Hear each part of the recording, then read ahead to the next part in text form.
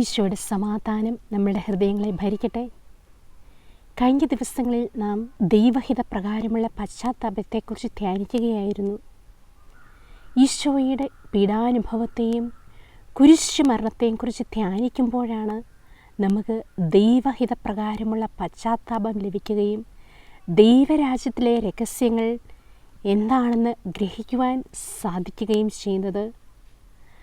സങ്കീർത്തനങ്ങളുടെ പുസ്തകം 119 അധ്യായം 130 തിരുവചനത്തിൽ ഇപ്രകാരം പറയുന്നു: അങ്ങയുടെ വചനങ്ങളുടെ ചുരുളഴിയുമ്പോൾ പ്രകാശം പരക്കുന്നു, എളിയവർക്ക് അത് അറിവ് പകരുന്നു. ഓരോ വചനങ്ങളും വെളിപ്പെടുമ്പോൾ ചുരുൾ അഴിയുകയാണ്, ദൈവീക രഹസ്യങ്ങൾ പുറപ്പെടുകയാണ്. ഓരോ വചനത്തിലും അനേക ദൈവീക രഹസ്യങ്ങൾ ഒളിഞ്ഞു കിടപ്പുന്നുണ്ട്. ഇത് കണ്ടുപിടിക്കേണ്ടത് നമ്മുടെ ഓരോരുത്തരുടെയും ദൗത്യമാണ്. മത്തായിയുടെ സുവിശേഷം 13 അധ്യായം 52 തിരുവചനത്തിൽ അവൻ തുടർന്നു: സ്വർഗരാജ്യത്തിൻ്റെ ശിഷ്യനായി തീർന്ന ഓരോ നിയമജ്ഞനും തൻ്റെ നിക്ഷേപത്തിൽ നിന്ന് പുതിയതും പഴയതും പുറത്തെടുക്കുന്ന വീട്ടുടമസ്ഥന് തുല്യൻ.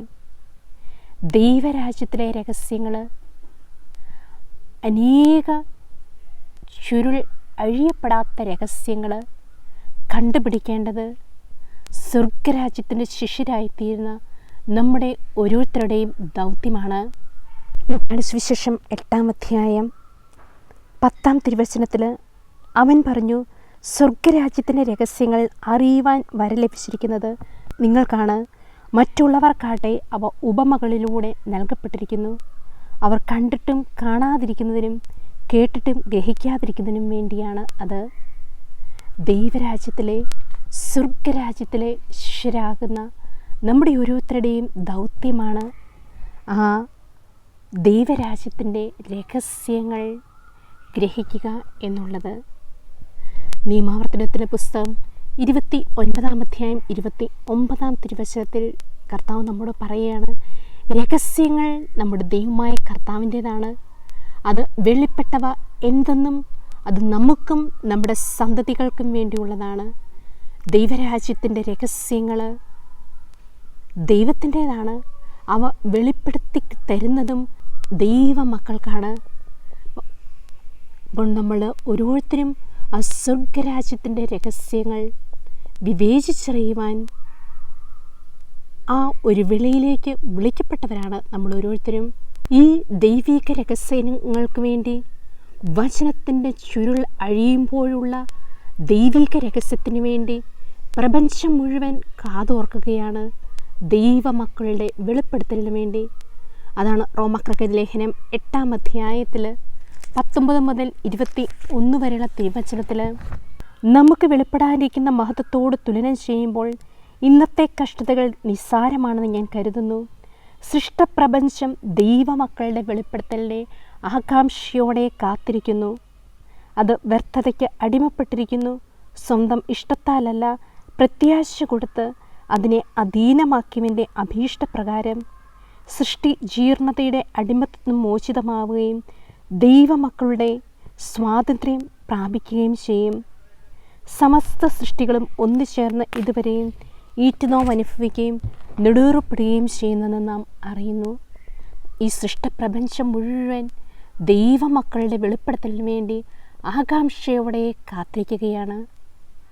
നമുക്ക് ലഭിക്കുന്ന ഓരോ ദൈവിക വെളിപ്പെടുത്തലിലൂടെ ദൈവവചനത്തിൻ്റെ ചുരുൾ അഴിയുന്നത് വഴി അനേക ആത്മാക്കൾ രക്ഷപ്പെടുകയും സ്വർഗവും ദൈവദൂതന്മാരും കാതോർക്കുകയുമാണ്. അതാണ് 1 പത്രോസ് 1 അധ്യായത്തിൽ 12 തിരുവചനത്തിൽ സ്വർഗത്തിൽ നിന്ന് അയക്കപ്പെട്ട പരിശുദ്ധാത്മാവ് വഴി സുവിശേഷ പ്രസംഗകർ ഇക്കാര്യങ്ങൾ നിങ്ങളെ അറിയിച്ചിട്ടുണ്ടല്ലോ. ഇവയിലേക്ക് എത്തി നോക്കുവാൻ ദൈവദൂതന്മാർ പോലും കൊതിക്കുന്നു. നമ്മൾ ഈ ഭൂമിയിലായിരിക്കുമ്പോഴാണ് മനുഷ്യ മക്കൾക്കാണ് ഏറ്റവും അധികം ദൈവത്തെ പ്രാപിക്കുവാൻ, ദൈവിക രഹസ്യങ്ങൾ വെളിപ്പെടുത്തി കിട്ടുന്നത് വഴി ദൈവമക്കളാകുവാനും സ്വർഗത്തെ സന്തോഷിപ്പിക്കുവാനും സാധിക്കുന്നത്. ഇവിടെ പറയുകയാണ്, അവയിലേക്ക് എത്തി നോക്കുവാൻ ദൈവദൂതന്മാർ പോലും കൊതിക്കുന്നു. ദൈവദൂതന്മാർ കൊതിക്കുകയാണ്. അതാണ് പരിശുദ്ധ കന്യാമറിയത്തിൻ്റെ ജീവിതത്തിൽ ലൂക്കായുടെ സുവിശേഷം 1-ാം അധ്യായം 26 മുതൽ 38 വരെയുള്ള തിരുവചനത്തിൽ ദൈവകൃപ നിറഞ്ഞു കഴിഞ്ഞപ്പോഴേ ദൈവദൂതന്മാർ അവിടുത്തെ മുമ്പിൽ കുമ്പിടുകയാണ്. തുറന്ന് പറയുകയാണ്, ദൈവകൃപ നിറഞ്ഞവളേ സുസ്തി, കർത്താവ് നിന്നോട് കൂടെ. ആ പരിശുദ്ധ കന്യാമറിയത്തിന് കൃപ നിറഞ്ഞു കഴിഞ്ഞപ്പോൾ ദൈവം മഹത്വപ്പെടുകയും സ്വർഗരാജ്യം പരിശുദ്ധ കന്യാമറിയത്തെ ആദരിക്കുകയുമാണ്. നമ്മുടെ ഓരോരുത്തരുടെയും ജീവിതത്തിൽ ദൈവകൃപ നിറഞ്ഞു കഴിയുമ്പോഴേ ദൈവദൂതന്മാർ നമ്മളെ ഓരോരുത്തരെയും വന്ന് ശുശ്രൂഷിക്കും. അതാണ് ഹെബ്രായ ലേഖനം 1-ാം അധ്യായം 14-ാം തിരുവചനത്തിൽ രക്ഷയുടെ അവകാശികളാകാനിരിക്കുന്നവർക്ക് ശുശ്രൂഷ ചെയ്യാൻ അയക്കപ്പെട്ട സേവകാക്കളല്ലേ അവരെല്ലാവരും. ദൈവദൂതന്മാരെക്കുറിച്ച് പറയുകയാണ്. രക്ഷയുടെ അവകാശികളാകാൻ വിളിക്കപ്പെട്ടവരായ നമ്മളെ ഓരോരുത്തരെയും ശുശ്രൂഷിക്കാൻ അയക്കപ്പെട്ട സേവകന്മാരാണ് ദൈവദൂതന്മാർ. കാരണം ദൈവദൂതന്മാരെക്കാൾ ശ്രേഷ്ഠമായ സ്ഥാനമാണ് മനുഷ്യ മക്കൾക്ക് നൽകിയിരിക്കുന്നത്. നമ്മൾ കൃപയിലേക്ക് ഉയർത്തപ്പെടുമ്പോൾ, ദൈവം നമ്മളിൽ ഓരോരുത്തരിലും വന്ന് വാസമുറപ്പിക്കുമ്പോൾ, യോഹന്നാന്റെ സുവിശേഷം 14-ാം അധ്യായം 23-ാം തിരുവചനത്തിൽ പറയുകയാണ്, എന്നെ സ്നേഹിക്കുന്നവൻ എൻ്റെ വചനം പാലിക്കും, അപ്പോൾ എൻ്റെ പിതാവ് അവനെ സ്നേഹിക്കുകയും ഞങ്ങൾ ഒരുമിച്ച് വന്ന് അവനിൽ വാസമുറപ്പിക്കുകയും ചെയ്യും. പരിശുദ്ധ ത്രിത്വം വന്ന് വാസമുറപ്പിക്കുന്ന വാസസ്ഥലങ്ങളായിട്ട് നമ്മൾ ഓരോരുത്തരും മാറുമ്പോൾ ദൈവദൂതന്മാർ നമ്മുടെ സഹദാസകരായിട്ട് ശുശ്രൂഷകരായിട്ട് മാറുകയാണ്. ഇതാണ് ദൈവരാജ്യത്തിൻ്റെ രഹസ്യം. അപ്പോൾ മനുഷ്യ മക്കളായ നമുക്ക് ദൈവരാജ്യത്തിലെ രഹസ്യങ്ങൾ വെളിപ്പെട്ട് കിട്ടുവാനുള്ള കൃപയ്ക്ക് വേണ്ടി പ്രാർത്ഥിക്കാം. ഓരോ വചനങ്ങളും ദൈവത്തിൻ്റെ നിഗൂഢ രഹസ്യങ്ങൾ അടങ്ങിയതാണ്. അവ വെളിപ്പെട്ട് കിട്ടേണ്ടത് ദൈവമക്കളായ നമ്മുടെ ഓരോരുത്തരുടെയും ദൗത്യമാണ്. മത്തായിയുടെ സുവിശേഷം 13-ാം അധ്യായം 35-ാം തിരുവചനത്തിൽ ഞാൻ ഉപമകൾ വഴി സംസാരിക്കും, ലോകസ്ഥാപനം മുതൽ നിഗൂഢമായവ ഞാൻ പ്രഖ്യാപിക്കും എന്ന പ്രവാചക വചനം പൂർത്തിയാകാനായിരുന്നു ഇത്. ലോകസ്ഥാപനം മുതൽ നിഗൂഢമായിരിക്കുന്ന ആ രഹസ്യം എന്താണ്? നമ്മുടെ കർത്താവിൻ്റെ പെസഹ രഹസ്യം.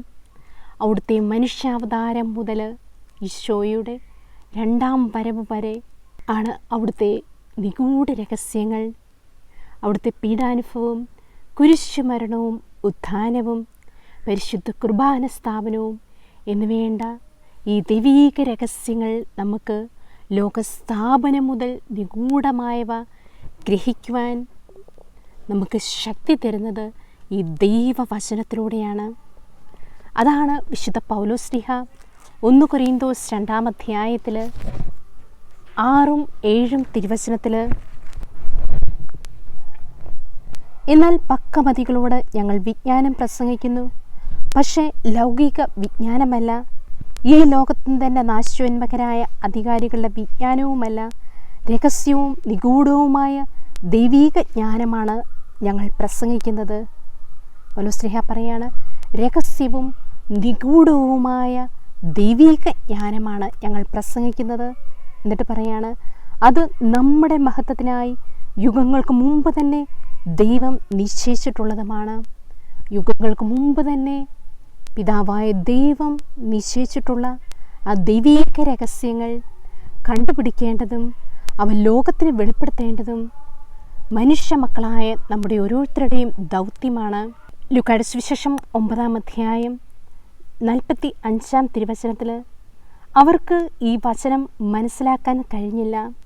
അവർക്ക് മനസ്സിലാക്കാൻ സാധിക്കാത്ത വിധം അത് അത്ര നിഗൂഢമായിരുന്നു. അതേപ്പറ്റി അവനോട് ചോദിക്കുവാൻ അവർ ഭയപ്പെട്ടു. ഇതിൻ്റെ ഹെഡിങ്ങിൽ തന്നെ പറയുകയാണ്, പീഡാനുഭവത്തെക്കുറിച്ചുള്ള 2-ാം പ്രവചനം.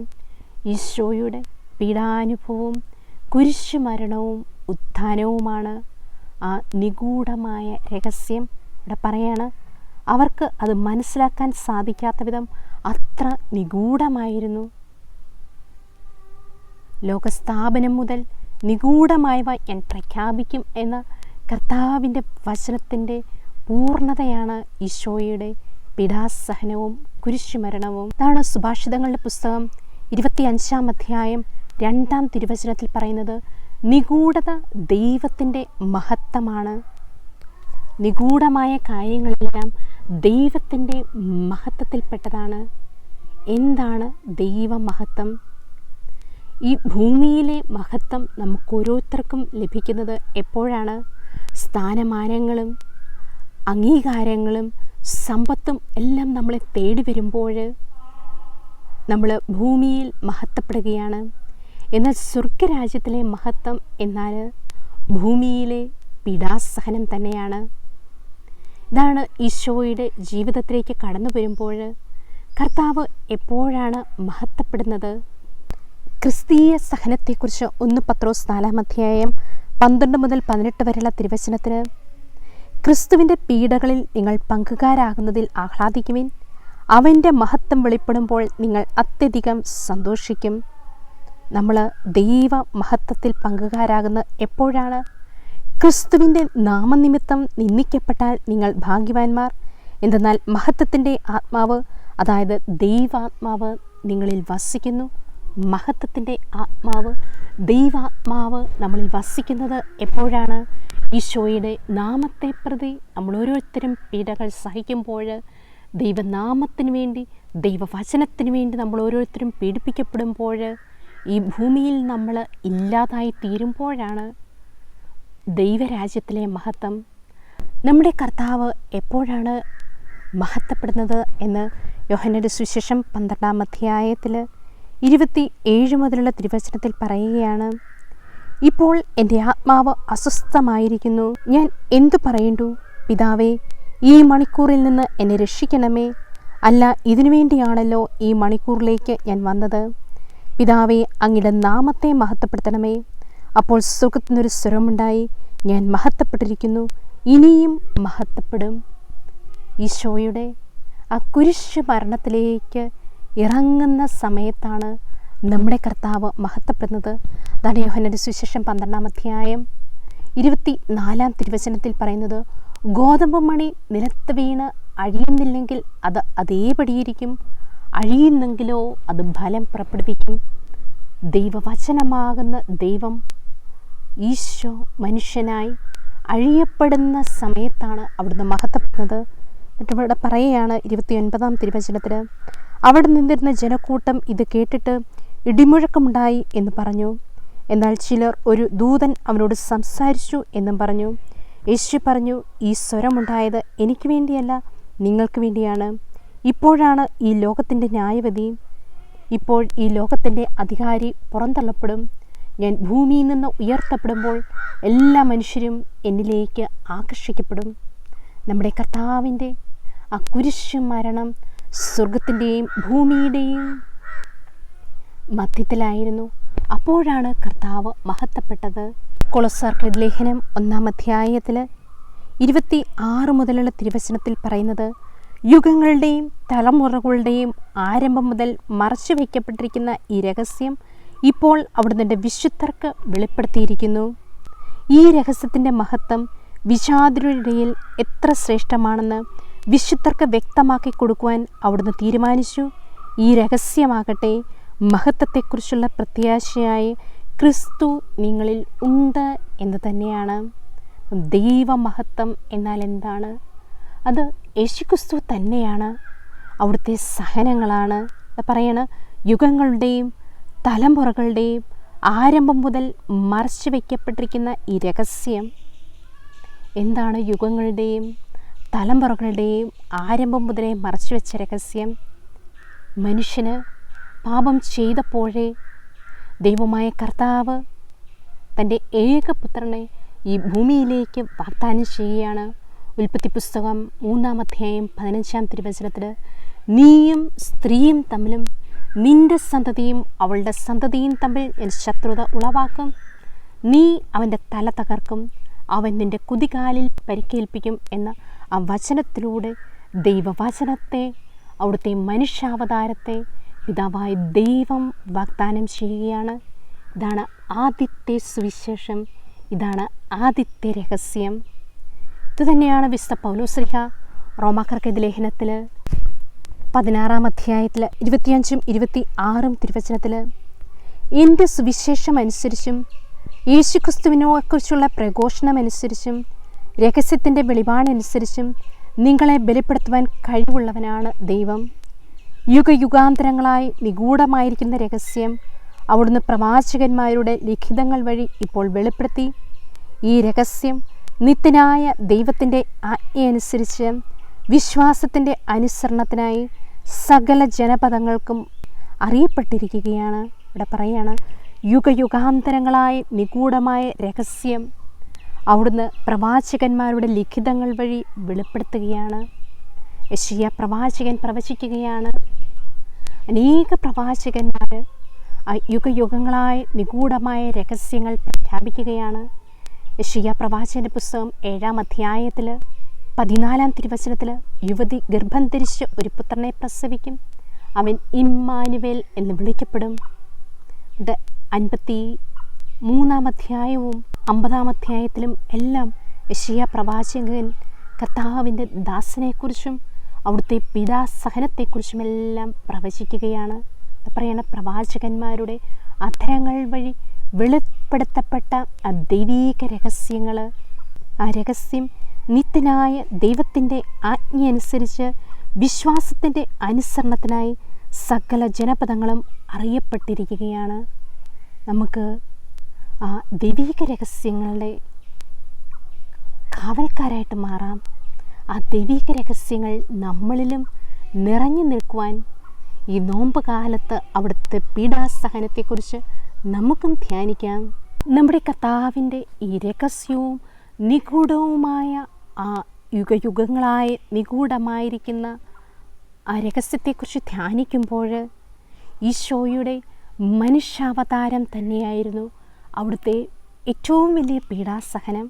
കാരണം അനാദിയായവൻ, നിത്യനായവൻ, അരൂപിയായവൻ, സർവശക്തിയുടെയും ഉടയവനായവന് ഒരു മനുഷ്യ ശരീരത്തിൽ ഏറ്റവും അധികം സമയത്തിൻ്റെ പൂർണ്ണതയിൽ ചെറുതാവുകയാണ് ചെയ്യുന്നത്.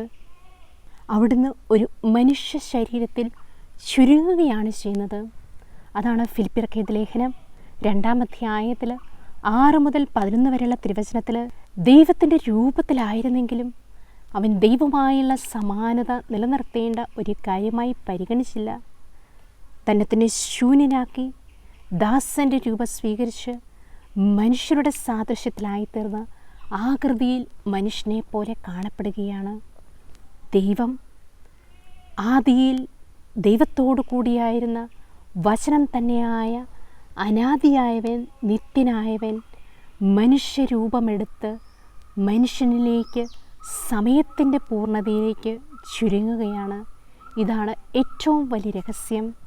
യോഹന്നാന്റെ സുവിശേഷം 1-ാം അധ്യായം 14-ാം തിരുവചനത്തിൽ, വചനം മാംസമായി നമ്മുടെ ഇടയിൽ വസിച്ചു, അവൻ്റെ മഹത്വം നമ്മൾ ദർശിക്കുകയാണ്. എന്നിട്ട് നമ്മുടെ കർത്താവ് ഒരു പിള്ളക്കച്ചയിൽ ദൈവമഹത്വത്തോടുകൂടി പ്രത്യക്ഷപ്പെടുകയാണ്. അവിടുത്തെ മഹത്വം നമ്മൾ കണ്ടു. അവിടുന്ന് ചുരുങ്ങി ശൂന്യവൽക്കരിക്കപ്പെട്ടപ്പോഴേ അവിടുത്തെ മഹത്വം പ്രത്യക്ഷപ്പെടുകയാണ് ചെയ്യുന്നത്. 1 രാജാക്കന്മാർ 8-ാം അധ്യായത്തിൽ 27-ാം തിരുവചനത്തിൽ സോളമൻ പ്രാർത്ഥിക്കുകയാണ്, അങ്ങയെ ഉൾക്കൊള്ളാൻ സ്വർഗത്തിനും സ്വർഗാതിസ്വർഗത്തിനും അസാധ്യമെങ്കിൽ ഞാൻ നിർമ്മിച്ച ഈ ഭവനം എത്രയോ അപര്യാപ്തം. ദൈവത്തെ ഉൾക്കൊള്ളുവാൻ സ്വർഗത്തിനും സ്വർഗാതിസ്വർഗത്തിനും അസാധ്യമായിരിക്കെ ഈ മനുഷ്യൻ്റെ രൂപത്തിലേക്ക് അവിടുന്ന് ചുരുങ്ങുകയാണ്. എന്തിനു വേണ്ടിയാണ്? ഹെബ്രായർക്കെഴുതിയ ലേഖനം 2-ാം അധ്യായം 15-ാം തിരുവചനത്തിൽ, മരണത്തിന്മേൽ അധികാരമുള്ള പിശാചിനെ തൻ്റെ മരണത്താൽ നശിപ്പിച്ചുകൊണ്ട് നമ്മളെ ഓരോരുത്തരെയും ആ നിത്യജീവനിലേക്ക് ആനയിക്കാൻ വേണ്ടിയാണ് നമ്മുടെ കർത്താവ് ഈ മനുഷ്യ സ്വഭാവം സ്വീകരിച്ച് നമുക്ക് വേണ്ടി ചുരുങ്ങുന്നത്. അവിടുന്ന് മഹത്വപ്പെടുകയാണ് ചെയ്യുന്നത്.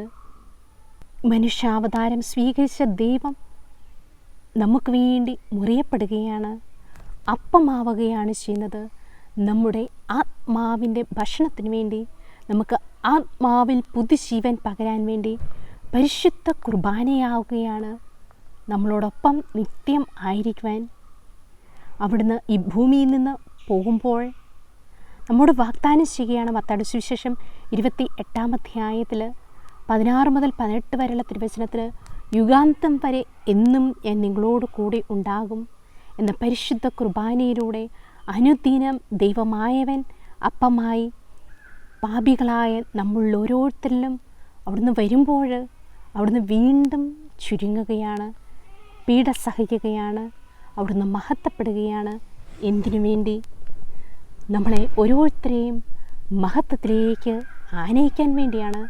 അതാണ് ഫിലിപ്പിയർക്ക് എഴുതിയ ലേഖനം 3-ാം അധ്യായം 21-ാം തിരുവചനത്തിൽ സകലത്തെയും തനിക്ക് കീഴ്പ്പെടുത്താൻ കഴിയുമെന്ന ശക്തി വഴി അവൻ നമ്മുടെ ദുർബല ശരീരത്തെ തൻ്റെ മഹത്വമുള്ള ശരീരം പോലെ രൂപാന്തരപ്പെടുത്തിയെടുക്കും. നമ്മളെ ഓരോരുത്തരെയും നമ്മുടെ ദുർബലമായ ശരീരത്തെ തൻ്റെ മഹത്വമുള്ള ശരീരം പോലെ രൂപാന്തരപ്പെടുത്തിയെടുക്കുവാൻ അവിടുന്ന് നമുക്ക് വേണ്ടി മനുഷ്യാവതാരം ചെയ്യുകയാണ്, പീഡ സഹിക്കുകയാണ് ദൈവമഹത്വത്തിന് വേണ്ടി. നാം ഏദനിൽ സൃഷ്ടിക്കപ്പെട്ടപ്പോൾ നമ്മുടെ അവസ്ഥ എന്തായിരുന്നു? മഹത്വീകരിക്കപ്പെട്ട ശരീരമായിരുന്നു നമ്മൾ ഓരോരുത്തരും. കാരണം ഉൽപ്പത്തി പുസ്തകം 1-ാം അധ്യായം 26-ഉം 27-ഉം തിരുവചനത്തിൽ ദൈവത്തിൻ്റെ അതേ ഛായയിലും സാദൃശ്യത്തിലും സൃഷ്ടിക്കപ്പെട്ട മഹത്വീകരിക്കപ്പെട്ട ശരീരത്തോടു കൂടിയായിരുന്ന നാം സത്താൻ്റെ അസൂയ നിമിത്തം ഈ മഹത്വീകരിക്കപ്പെട്ട ശരീരം മാറി പാപകരമായ അവസ്ഥയിലേക്ക് വരികയാണ്. എന്നിട്ട് നമ്മുടെ കർത്താവ് റോമാക്കാർക്ക് ലേഖനം 8-ാം അധ്യായത്തിൽ 3-ാം തിരുവചനത്തിൽ ശരീരത്താൽ ബലഹീനമാക്കപ്പെട്ട നിയമത്തിന് അസാധ്യമായത് ദൈവം ചെയ്തു. അവിടുന്ന് തൻ്റെ പുത്രനെ പാപപരിഹാരത്തിന് വേണ്ടി പാപകരമായ ശരീരത്തിൻ്റെ സാദൃശ്യത്തിൽ അയച്ചുകൊണ്ട് പാപത്തിന് ശരീരത്തിൽ ശിക്ഷ വിധിച്ചു. നമ്മുടെ പാപകരമായ ശരീരത്തിൻ്റെ സാദൃശ്യം അവിടുന്ന് സ്വീകരിച്ചുകൊണ്ട് പാപത്തിന് ശരീരത്തിൽ ശിക്ഷ വിധിക്കുകയാണ്. മരത്താലേ വന്ന പാപം മരത്താലേ നീക്കപ്പെടുവാൻ വേണ്ടി ഈ കർത്താവിൻ്റെ മഹത്വീകരിക്കപ്പെട്ട ശരീരം മനുഷ്യരൂപം എടുക്കുകയാണ് ചെയ്യുന്നത്. അവിടുത്തെ രൂപാന്തരീകരണത്തിൻ്റെ സമയത്തും ലൂക്കായുടെ സുവിശേഷം 9-ാം അധ്യായം 29-ഉം 30-ഉം തിരുവചനത്തിലെല്ലാം പറയുകയാണ്, പ്രാർത്ഥിച്ചുകൊണ്ടിരുന്നപ്പോൾ അവൻ്റെ മുഖഭാവം മാറി വസ്ത്രം വെണ്മയോടെ ശോഭിച്ചു. അപ്പോൾ 2 പേർ മോശയും ഏലിയായും അവനോടുകൂടി സംസാരിച്ചു കൊണ്ടിരുന്നു. ഈശോ പലപ്പോഴും ആ മഹത്വീകരിക്കപ്പെട്ട ശരീരമായി പ്രത്യക്ഷപ്പെടുന്നുണ്ട്. ആ രൂപാന്തരീകരണ സമയത്ത് ഈശോ മഹത്വപൂർണനായി കാണപ്പെടുകയാണ്. നമ്മളെ ഓരോരുത്തരെയും കർത്താവ് ഈ മഹത്വീകരിക്കപ്പെട്ട ശരീരത്തിൻ്റെ ആ അവസ്ഥയിലേക്ക് മാറ്റാൻ വേണ്ടിയാണ് വിളിച്ചിരിക്കുന്നത്. അതാണ് വിശുദ്ധ പൗലോസ് ശ്ലീഹ 2 കൊരിന്തോസ് 3-ാം അധ്യായം 16 മുതൽ 18 വരെയുള്ള തിരുവചനത്തിൽ കർത്താവ് ആത്മാവാണ്, കർത്താവിൻ്റെ ആത്മാവുള്ളടുത്ത് സ്വാതന്ത്ര്യമുണ്ട്. കർത്താവിൻ്റെ മഹത്വം കണ്ണാടിയിലെന്ന പോലെ മൂടുപടമണിയാത്ത മുഖത്ത് പ്രതിഫലിപ്പിക്കുന്ന നാം എല്ലാവരും അവിടുത്തെ സാദൃശ്യത്തിലേക്ക് മഹത്വത്തിൽ നിന്ന് മഹത്വത്തിലേക്ക് രൂപാന്തരപ്പെട്ടുകൊണ്ടിരിക്കുകയാണ്. നമ്മളെ ഈ ഭൗതിക ശരീരത്തിൽ നിന്ന് നമ്മൾ രൂപാന്തരപ്പെട്ട് നമ്മൾ മഹത്വീകരിക്കപ്പെട്ട ശരീരവുമായി മാറാൻ വേണ്ടിയാണ് നമ്മുടെ കർത്താവ് മനുഷ്യരൂപമെടുത്തതും പീഡ സഹിച്ചതും. അവിടുത്തെ ഉത്ഥാനത്തിൻ്റെ സമയത്തും സർവമഹത്വത്തോടും കൂടിയാണ് അവിടുന്ന് ഉത്ഥിതരായത്. എല്ലാവരെയും ഭയപ്പെടുത്തിക്കൊണ്ട് കല്ലറയുടെ വാതിലുകളെല്ലാം തുറന്ന് ഒന്നിനും അവിടുത്തെ കീഴ്പ്പെടുത്താൻ സാധിച്ചില്ല. ഇത് നമ്മുടെ ഓരോരുത്തരുടെയും പൈതൃക അവകാശമാണ് ഈ മഹത്വീകരിക്കപ്പെട്ട ശരീരം എന്നുള്ളത്. ഈ പൈതൃക അവകാശം പ്രാപിക്കുവാൻ വേണ്ടി നോമ്പ് കാലത്ത് നമ്മുടെ കർത്താവിൻ്റെ പീഡാസഹനത്തെക്കുറിച്ച് ധ്യാനിച്ചുകൊണ്ട് നമുക്ക് പ്രാർത്ഥിക്കാം. പരിശുദ്ധ ദൈവമാതാവേ, ആ ക്രൂശിതനായ കർത്താവിൻ്റെ തിരുമുറിവുകൾ ഞങ്ങളുടെ ഓരോരുത്തരുടെയും ഹൃദയത്തിൽ പതിപ്പിച്ചുറപ്പിക്കണമേ എന്ന്. ആ കർത്താവിൻ്റെ പീഡാസഹനങ്ങൾ, ആ തിരുമുറിവുകൾ നമ്മുടെ ഹൃദയത്തിൽ പതിപ്പിച്ചുറപ്പിച്ചുകൊണ്ട് അവയെക്കുറിച്ച് ധ്യാനിച്ച് ആ ദൈവമഹത്വത്തിലേക്ക് പ്രവേശിക്കുവാൻ ദൈവം നമ്മളെ ഓരോരുത്തരെയും യോഗ്യരാക്കട്ടെ എന്ന് പ്രാർത്ഥിച്ചുകൊണ്ട് ഈശോ മിശിഹായുടെ വാഗ്ദാനങ്ങൾക്ക് ഞങ്ങൾ യോഗ്യരാകുവാൻ സർവേശ്വരൻ്റെ പരിശുദ്ധ ദൈവമാതാവേ ഞങ്ങൾക്ക് വേണ്ടി പ്രാർത്ഥിക്കണമേ. ആമേൻ.